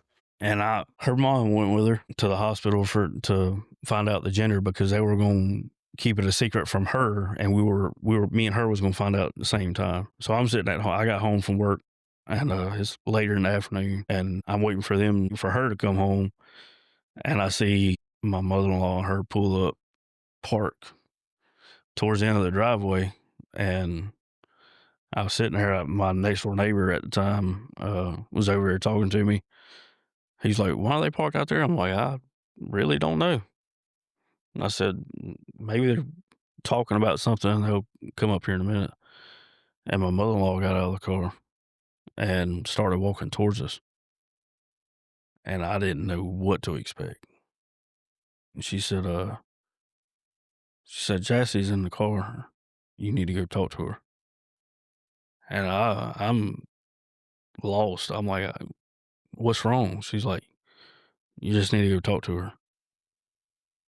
So I go to talk to my wife, and she's like, I open the door and she's crying. And I'm like, "What's going on?" She's like, "We lost him." I'm like, "What do you mean?" She's like, "There's not a heartbeat." I'm like, "But you're so far along. How is there not a heartbeat? Like, there hasn't been any signs of anything going wrong." They looked for an hour and they couldn't find a heartbeat. She wound up having what they call a stillbirth. You go through all the labor pains, everything of labor. You just don't get to bring your baby home. So we sat there holding each other, crying for a long time. She's like, I'm gonna go to mom's." I'm like, "Okay." I said, I'm gonna call everybody, let them know not to worry about the party or anything tomorrow. Something come up, just whatever. I'm gonna tell them something. That way we don't have a lot of people showing up at the house tomorrow. And I said, I'll come over here in a little while. And I they had left, and I was at home by myself, uh, and I was, making phone calls. My dad, my grandparents, my brother, friends, everything. Like, "Look, y'all don't worry about tomorrow. Tomorrow's canceled." They're like, "What's going on?" And it's like I had to relive it over and over and over again. Like every time I was on the phone with somebody, and I remember just sitting on the couch and thinking to myself, I'm like, why me? Why don't we go through all of it? Yeah. I'm like, well, I gotta get everything I need to do done so I can go check on her. She's at her mama's. So I was in the shower and had come over, and I didn't know about it because I was in the shower. He come over to check on me, and I didn't know about it. I was in the shower and he come walking in, and he's like, where you at? Where you at? Where you at? I'm like, "I'm in the shower. I'll be out in a minute," and I got out of the shower, and you know, we kind of sat there and talked. He's like, "I don't know what to tell you." I said, "There ain't nothing you can say." And so I wound up getting in the vehicle with him. We went back to their house, and we had to be at the hospital the next morning, like 5:30, and they induced her labor. So and it was a boy. Yeah, for a second. All right, we're back. Nick, we were just getting done talking about something very difficult, so I'll just let you pick back up where you left off. Yeah. So the next day, we went to the hospital. They induced her labor, and she had a stillbirth. She went through all the motions of having a child, just we didn't get to bring it home. So I got to say hello and bye to my son in the same day. And it put me in a bad place. I started drinking a lot heavier than I was. How was your wife? She was an emotional wreck. Yeah. I mean, and I understand it. And I mean, and I wasn't making matters any better, by Turning to alcohol as well, or was she just she kind of she really kind of turned into like a recluse, broken? just broken. Didn't know what to do, who to talk to. They couldn't ever give us any answers on what happened, why it happened, or anything like that. Now you have a relationship with the Lord, though. Are you praying this out, asking God for help, or Yeah, he's brought me a long way from where I was at, especially at that time in my life. Because, like I said, it was every night drinking. I felt like the only thing I ever wanted was stripped from me. I didn't even really know what to live for anymore, and I wanted to be there for my wife. but at the same time, I didn't know how to deal with my emotions and support her and her emotions. So just I turned to drinking, and that was it. You know, How long did that last? years. 2018, our daughter Dawson that comes to church with us now. She was born. So walk us through how, when you found out you were pregnant the second time, how did y'all handle that? It was very emotional, uh, scared, happy, all at the A little same bit of time. everything. We were super happy to, be parents, but at the same time, everything that we had went through previously, scared us to death. Like we didn't know what to do. We Right. didn't know how to expect it or expect anything what to expect. So we just took it day by day. Was you able to find any joy? Yeah, You didn't. absolutely. Like Okay. the day she was born was the happiest day of my life. Awesome. Uh, and I always said, I'm like, I can only have sons. I can't have a daughter. I don't know how to deal with a daughter. I can raise a boy. I've pretty much raised my brother, so I know how to do that. You're ready to be wrong for the rest of your life. Yeah. But no, I wouldn't trade her for anything in this world. Yeah. No. Teaches you She, to soften up a little bit. I mean, I got 2 girls and just good grief, I'm wrong every day. I yeah, didn't realize how hard I was. yeah.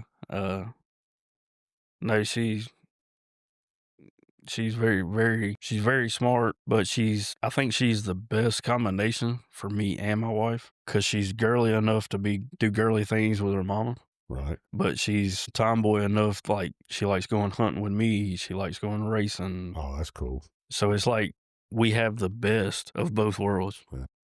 in one. God knows what he's doing. Yeah. Yeah. But I still, I struggle, drinking and just wondering why and I mean, I know I did a lot of bad things in my life, but what did I do that was so bad to cause that, you know? It's one of those things I think is just over our heads. You just have to trust, that he knows what he's doing. I was talking to you a little bit while it wasn't recording about how just taking comfort in the fact that, he's with Jesus, and that means he's in better shape than we are. Yeah. We're still in a fallen world, and he got to skip a lot of crappy stuff. Yeah. Um, that's easier saying, not living in those shoes, though. I can't imagine, how painful that must have been. I remember me a little bit during the pregnancy and what a nervous wreck I was every time we went to go hear about what could possibly be wrong. I couldn't stand it. Yeah. Oh yeah. I mean, and like that was me. Like every time we went to the doctor, like I had this worry in the back of my mind Here we go. Yeah. from previous experiences. I'm like, man, if they tell me that this time, I don't know what I'm gonna do. Right. And but everything worked out. She was born healthy. Yeah. She's super smart, super, you know, she's just a all around great kid. Yeah. Like I said, she's girly enough she can go with her mama and do girly stuff, and she's tomboy enough where she can come hang out with me and work on stuff and go hunting and racing and everything else. So we got, in my eyes, the best kid we could ever have. That's awesome, brother. But I know at the same time, I know she's got an older brother in heaven looking down on her. So when she came along, she started helping heal those wounds a little bit for you. Well, She did, but that's the devil in my ear, like, he took your son, he took your son. Yeah, he gave you a daughter, but all you ever wanted was a son. a little bit of Job. Yeah. Yeah. So I mean, I stayed drinking. I slowed down a little bit when she was a little bit younger, and just as time went on, just life and always worried about something, and just started drinking more and more. What are you doing for a career at this time? I'm a diesel mechanic. I have been for about the past 15, 16 years. Well, so I know, where I met you was South Coast Recovery. So what was that final straw that led you to being like, okay, that's enough? Um, Chase's stepdad, James, which he comes to South Coast Recovery. He quit drinking. He had a lot of things that led up as his testimony to tell, but Hopefully we can get them on. yeah, I hope Yeah. so. But he had quit drinking, And like when it first happened, I'm like, yeah, well, he's done that before, but then a couple months later, he's back doing it again. And he was sober for about 7 months. And I was like, whoa. And, we had started coming to South Coast Recovery. Or I mean, not recovery, South Coast Church. My wife and mother-in-law and him and my sister-in-law. And, Hear about South Coast. well, my sister-in-law lived down the road from it, so we'd pass it all the time going Jeff back. She Hamilton. lived off of Jeff Hamilton, Okay. like Dawes right there. Awesome. But, so we'd pass it all the time going back and forth to her house. And they had been trying to find a church. At this point in my life, I'm like, they'll go to one for a couple of weeks and they'll find something they don't like, and, we'll go back to our old life. I wasn't looking for nothing, so to speak, I guess. But I have been completely sober for 9 months now. That's awesome. Uh, So what led you to deciding to, because, South Coast Recovery is not a class that a lot of people would really brag about as a class for when you're ready to be honest with yourself. So what finally got you to that point? well, I knew, like I said, James had quit drinking, been sober for a good while. He had started going to South Coast Recovery, and I think I had stopped drinking for about a month. And he reached out to me one day. He's like, "Hey, you want to come to that group I go to today?" And part of me wanted to, but then part of me was like, it's just another place for somebody to judge you. Yeah. And so I was like, I made an excuse. I'm like, well, I'm getting off work late tonight. Maybe we'll try to do it next week. And the next week come, and he's like, "You gonna come tonight?" I'm like, "Yeah, I'll be there. I'll come." And I had all intentions of coming, thinking it was gonna be a short little whim, and I was gonna be gone, you know. But I stepped in the door that night, and I felt different, Holy Spirit works in that room, don't it? very much so. I've seen a lot of men walk in with those broken eyes, and it takes about 2 weeks of just realizing that there's a common goal there in each other. Right. But like, I come in that one night, and me and Will would talk after and stuff like that, and he's like, everybody was like, "Man, I hope you come back, and I hope you come back." And then I've been coming back ever since. I think I've missed 1 or 2 nights just because I got off work Yeah. later than normal. But yeah, like every week I look forward to Thursday. I get to go be with my people in my group. And pick up the mantle and be there for the new people, Yeah. I feel that obligation, and I still go after over 2 years, Yeah. that I'm like, man, I know there's going to be someone new walk to that class Yeah. and need the same thing. And Absolutely. that's what helped me is like, I didn't feel like anybody was listening nor really cared. A lot of people are busy. Even when you get to the professional side of it, like therapy, they're busy. Yeah. No, I mean, I get it. I And, mean, and so it was like when I sat down in that class, it was just like God's got some kind of anointing on Will to where it don't matter how busy he is, he just looks at you like I hear you, yeah. and Gail too, and it was just it's an awesome place to be. But in that very first night I come, I felt like I connected with everybody in there. Yeah. And then the next week I come, like somebody else told their testimony or some of their background. I'm like, I can relate to that too. Yeah, I don't feel so I alone. Yeah. I'm like, so there is other people in the world that go through things Yeah. other than just me. Cause I felt like for, majority of my life, I think bad things happen to me, but nobody else. And did you feel like you deserved them? That was my main thing. In a sense, yeah. That was my main Like, thing, is cause the enemy had me feeling like not only it wasn't happening, yeah, it was like, my fault. yeah. I mean, And some of it was. I'm not just trying to pass all the blame, but like to carry the load of like all the hell in your life is your fault. yeah, absolutely. That Yeah. sucks. Yeah, it does. And I'm like, cause I mean, I wasn't no saint. I did Nobody. bad things. Yeah, me too. But Jesus is good, man. He came for the sinners. He came to fix the broken. It says he didn't come to condemn. He came to save. And it doesn't mean you can continue to walk the same roads. I think that's where, you hear that gray area to where it's like, well, is Jesus loving or is he mean or is he, it's like, well, I mean, he loves you and he wants you to follow him. That's what you got to listen to. It's not just like he loves you and you get to stay the same. He's not going to love you and then you not choose him. He'll love you, but you still have to choose him. And if you choose him, you just can't keep doing the same crap that's destroying you. You have to follow. Right. There wouldn't have been much of a story if Jesus went up to Matthew, Mark, Luke, and John and said, follow me. And they said, oh, maybe later. How would that have looked if we'd have read that, Right. I'm like, hold up now. Yeah. But no, I mean, and, Pastor John's talked about it. We've talked about it. Will and South Coast Recovery and everything. Everybody's got a different season of life that they're in. Nobody's ever in the same season, but it takes all of us to keep all of us on the same track, on the right track.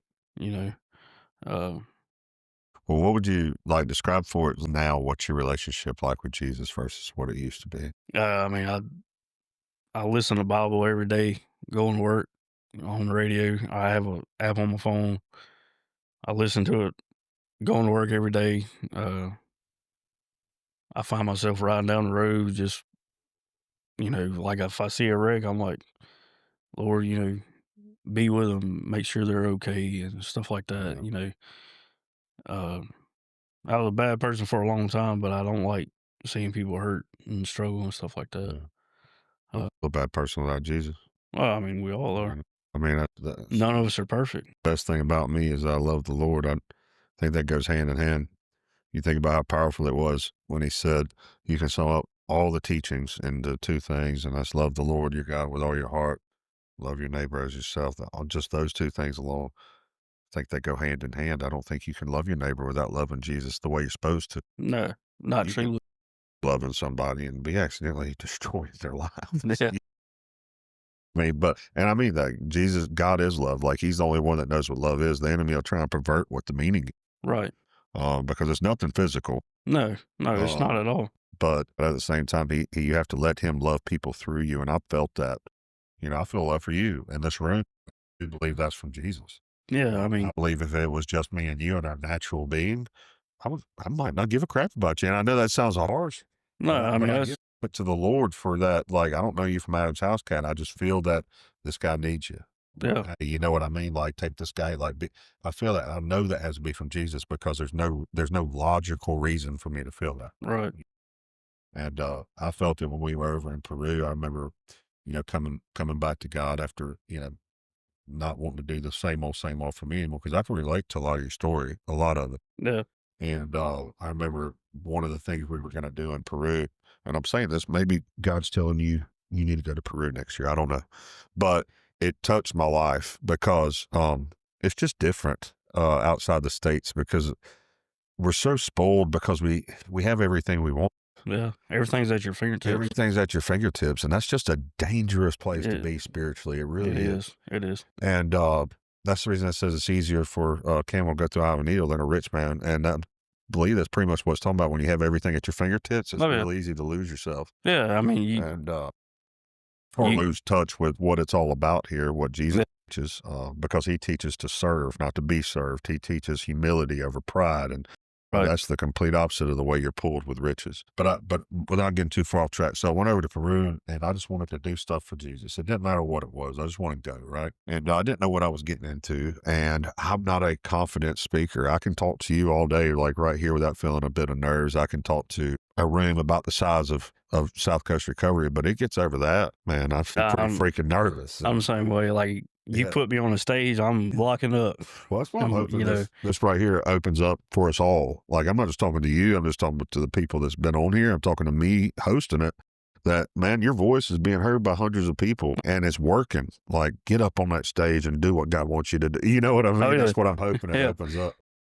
But so I'm over in Peru. I remember one of the most touching parts of all of it was we were going into this juvenile prison, and you're excited a little bit. If you're going to do the Lord's work, let's get in it. Yeah. prison. Yep, take me to that. Like, that's going to be awesome. But you don't really know what you're getting into. And, I mean, it's got the wires. I mean, it's a legit prison. Well, I remember walking in, to the courtyard, and you hear you're about to play soccer and basketball with a bunch of, prisoners, like teenagers and stuff. I'm like, good grief, okay. But you walk in, and it's like this duplex with a courtyard in the middle. I don't know if you ever watched like old Chuck Norris movies or stuff like that, where you see him like walk into this place where everybody's fighting, and it's like this karate duplex or whatever. But it kind of reminded me of that, to where it's like in the middle of this, it goes down, and you've got all these kids, teenagers, some of them are in their 20s. Like, they still considered them juveniles, even though they were in their 20s. But they're just at attention in a perfect line. And you got a guy saying something in another language in front of them, and they're all going back like, oh, I'm sitting there like, dude, I feel like I'm in a movie right now. Like, I walked past that guy and heard all those people chanting back, and I'm like, dude, yeah, like, I could get into that. Like, you have that chanting back at you, you better watch yourself. I feel like you're an old movie, Bloodsport. Absolutely. So, but I remember, so we played with them soccer I scored the only goal, by the way, for the United States. They were whooping us, dude. I mean, absolutely killing us. They knew what they were doing. We were just wiped. Oh, it was bad. But I remembered afterwards, we got to sit down, and they could come ask us questions, and had a translator that would break that language barrier in between us. And they were so excited to talk to us.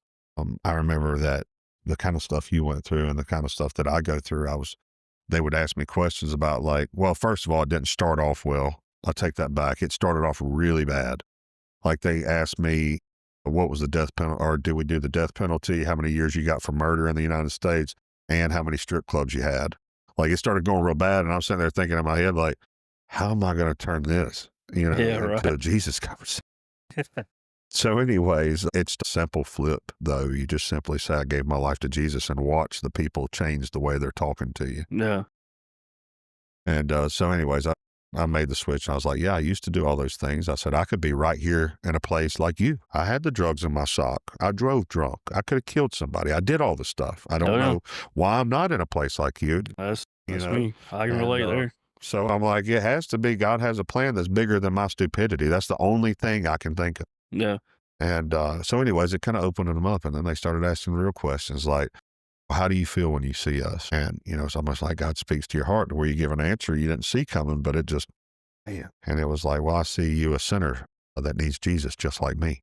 All of a sudden it hits him, because that's not what the church normally says when they come here. I can see they judge us. And then you have a boy on the end open up that goes, hey, he says something, I'm waiting on the translation, and if my mama wasn't alive, no one would give a crap if I died or lived. And I mean, like, they're opening up, and I'm hitting them back with some things I've been through. Dude, I walked into that place wild because of the situation. I'm walking out of that place with my lips quivering, and a tear about to come down my eye with love. Oh, yeah. Yeah. For the people. Right. And I'm just like, that's what Jesus does. Yeah. It don't make any sense that I would love prisoners or whatever those kids were. There ain't no telling what they've done. No, I mean, right. But at the same time, the lifestyle that they have over there, it's, survival. Yeah. It's not like they don't have everything at their fingertips like we do here. People living that here. There's some people that live absolutely good, but there's a lot of people that's living for survival here. And it's just that's the reason we need Jesus, because none of us know how to do it. Like, you have to have that take over. Yeah. Like, if Chris walks into that prison without Jesus, I might have got shanked. Yeah, you might not walk out. So, I mean, or I promise you, I at least wouldn't have made a difference. No. I wouldn't have loved them. Like, you wouldn't have inspired somebody or touched somebody in a way to pursue Jesus. That's right. So I say that to say that maybe you need to go to Peru. I mean, I remember when I was over there, it opened my eyes to like how there was like 2 weeks coming back to where I was like, man, we're so freaking blessed that it just took away that whole mental head game for a little while. I think when you're the hands and feet, and you truly are the hands and feet, and you're working for the Lord, you get to take a break from the worrying about what's right or wrong. Oh, yeah. Well, you get to escape, everything we have here, and you experience something. And it's better than alcohol. Yeah. I'll tell you that. Like, it was fulfilling. Like, we worked from sun up to sundown. But I mean, when you lay your head down at night, you felt good about, about what you were doing. You felt the peace of like, okay, this is what you meant. We do it to the least of these. And we're doing it for you. I'll sit there and ask a question sometimes in my prayer, like, Lord, how do I love you more? How do I love you more? And it'll hit my mind. I've already told you. tell you in the scripture, when you do it to the least of these, you're doing it to me. If you want to love me more, love them more. Yeah. And right now he's pulling me towards the homeless situation for the women and children. You're welcome to get involved in that and help if you want to. I can help you. I don't know if you got to listen to Eric. I do. I've listened to all of them. Yeah. He's been through some stuff too. But hey, man, I'm super excited that you got to come away. I feel the Holy Spirit all over this, Bob. Yeah. And I feel that you need to, I know that you came on here, that God was putting it on your heart, that you had someone special in mind when you came on here that you wanted to say something to. So I'm going to let you do that, and then I'm going to let you pray it out. All right. Yeah, I have a nephew. His name's Thomas. He's kind of going through some of the same battles I did, as far as, not having a mom and stuff like that. And you always have this thought in the back of your mind, well, why am I not good enough? I really hope, he can relate to this, and not go down the same roads I went down, because I love him, and I don't want anybody to make the same mistakes I did. I hope anybody and everybody can listen to this podcast and, get something out of it to steer them in the right direction. And it ain't none of us doing it. It's all God doing work through all of us. But I hope that he appreciates you caring for him like that, and you coming in here and putting yourself out there like you did. Yeah. There ain't no way I could have been the first one. So I've listened to all the other ones, and it's, it's just inspired me to do it. Maybe my testimony will reach somebody, and it will change their life. Beginning. This can be a building block for you, to where you shouldn't be ashamed of your story. It's what God's going to use to reach people. That's your testimony. It's a beautiful thing. It really is. And even with talking with Eric, sometimes we get in our own heads and we start questioning, like, God, what's your plan? What's your plan? What's your plan? Well, usually it's what he's gotten you out of that he wants you to help other people get out of. Yeah. So you already kind of know, in a way, how he's going to use you. Man, what you've been through outside of the stillbirth, but the partying and the drinking and the drugs and all that, man, that's a crisis around here. Yeah. That's where the people are needed the most. Like, hey, I was told it was bad, but I didn't have enough people come to me that had been through it. I just always pictured like a robber coming up with a mask was going to offer me drugs on the street out there. Yeah. I never pictured it being people who love. Like, hey, buddy, try this, I heard someone say this, because being in business, I was a very naive dude. I believed you reach a certain age and you just knew better. I thought evil had an age limit. Yeah. And they'll say in business that some of the people that hurt you the most is the ones that do it, that shake your hand with a smile. That's right. And no one told me that growing up. No, I'm the same way. So that being said, man, hey, this has been a blessing for me. Thank you for having me. Yes, sir. So I'm going to let you pray it out, brother. All right. Lord, thank you for the opportunity to come and give my testimony. Thank you for Chris using this as a tool to reach other people that are lost. I pray you take all these testimonies and use them to help everybody that's lost and be able to touch their heart in a special way that they can relate and come to the Lord. Thank you for another day. Amen. Amen. Thank you again, Nick.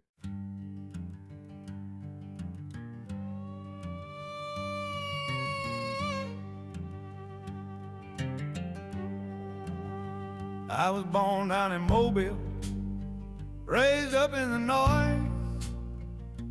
Mama had a demon, I was one of the boys. Daddy turned the wrenches on a drag strip machine.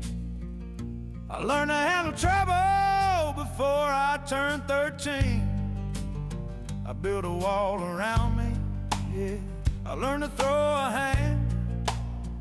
thinking fighting in the bottle was a measure of a man. Just a console full of whiskey and a chip upon my shoulder, getting wider by the mile, getting colder, getting older.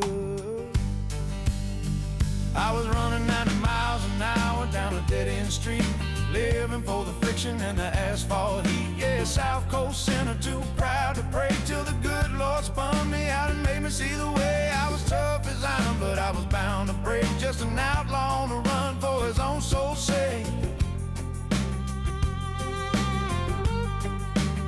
It was the 4th of July, 2009, racing down Light Road, crossing over the line. I laid a four-wheeler down on the side of my head, woke up in a coma, should have been stone dead.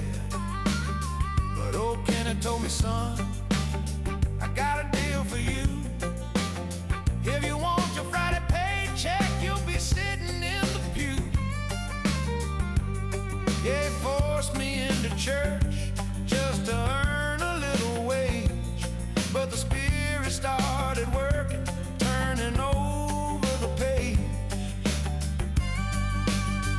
I was running 90 miles an hour down a dead-end street, living for the friction and the asphalt heat. Yeah, South Coast Center, too proud to pray till the good Lord spun me out and made me see the way. I was tough as iron, but I was bound to break, just an outlaw on the run for his own soul's sake.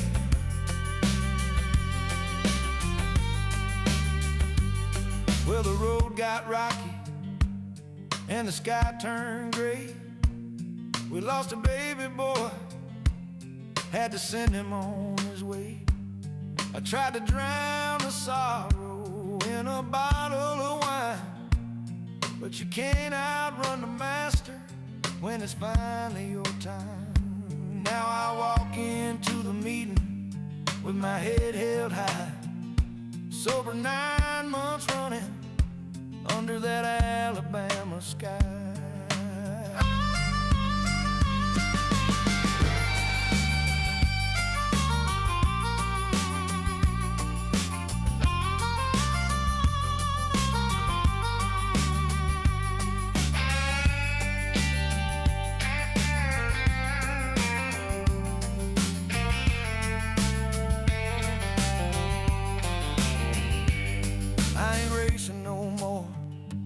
Park that pride, I got a wife, I got a daughter, and the Lord by my side.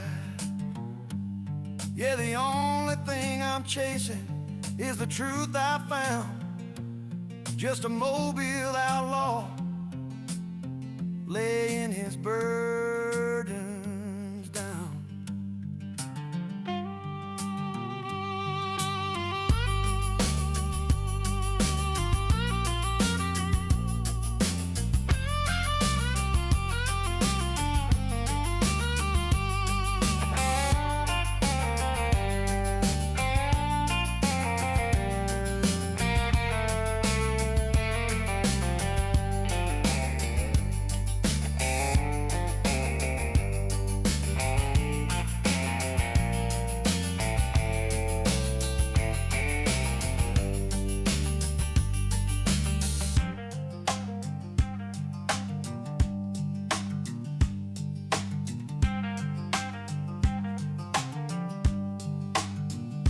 If I drive an outlaw country, blind sellers and mean, or I've always been crazy.